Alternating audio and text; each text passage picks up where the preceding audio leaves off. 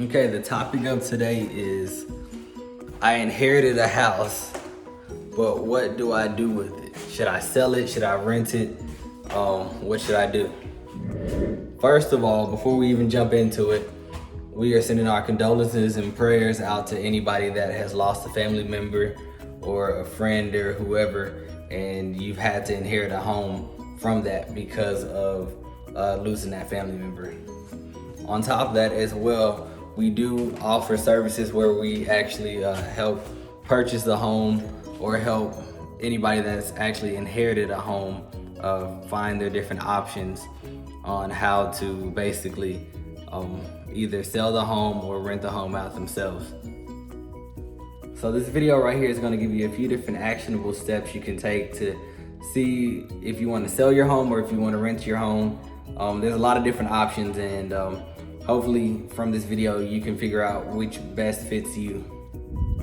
Before I give you any tips, make sure you talk to tax and legal professionals just to ensure that the inheritance is okay, that you're legally able to inherit this house, and that there aren't any tax problems on the back end.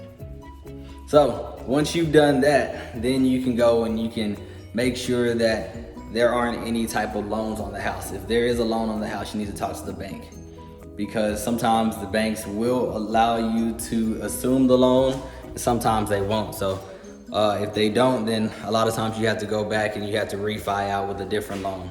So that's the first thing. Make sure you go and talk to the bank if there is a loan on the home. Second thing you want to do is you want to go and actually check out the home. Is the home in disrepair? Have you seen the home lately? What type of repairs would have to be done? That's really big, especially if you want to rent the house or even if you want to put it on the market. You want to make sure that there aren't a lot of repairs that need to be done. That rolls into the third reason. So the third thing is the difference between putting your house on the market versus renting it is a lot of times when you have a rental, you don't have to put as much work into the house. You just have to make sure that it's a really stable home, nice, clean, and that it's somewhat up to date. Now, when you're putting your home on the market, you want to make sure that whatever you're doing to that house is up to the 2021 or whatever year you're living in standard. Just because you don't want to do, remodels, and then next thing you know, the stuff that you're doing to the actual house doesn't even really make sense, and it's not what the buyers want when they're looking to actually purchase a house. Now, when it comes to actually selling your home or renting your home, you want to think, do I really want to be a landlord? Now, being a landlord is not easy, but you can use different rental management services and stuff like that to help make the process a lot easier. But even with that, you still are going to have certain expenses sometimes each month, whether it be a pipe burst or the roof needs to be done or whatever it needs to happen. The pros and cons of that is when you have a rental, you do get that monthly income each month. And the good thing about the situation that you might be in is that if you've inherited a house, you actually don't have to worry about that upfront cost, which is actually purchasing the home. You were basically given the home, so you don't have to worry about that. The only thing you have to really think about is actually paying that mortgage if there is a mortgage, and then using whatever money that you have to finish the remodel. When it comes to selling your home, you can either sell your home on the market with a realtor, or you can sell it off market with just a regular home buyer or an investor.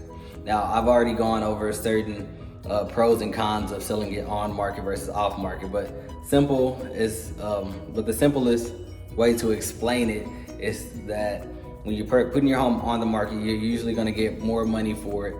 And especially right now with the market being so hot, you'll probably get way more money for it, but it might take a little bit longer to close. So if you need that money out of the house ASAP, where the mortgage is too high, then you're probably not going to be able to get that money for another 30 to 45 days at least.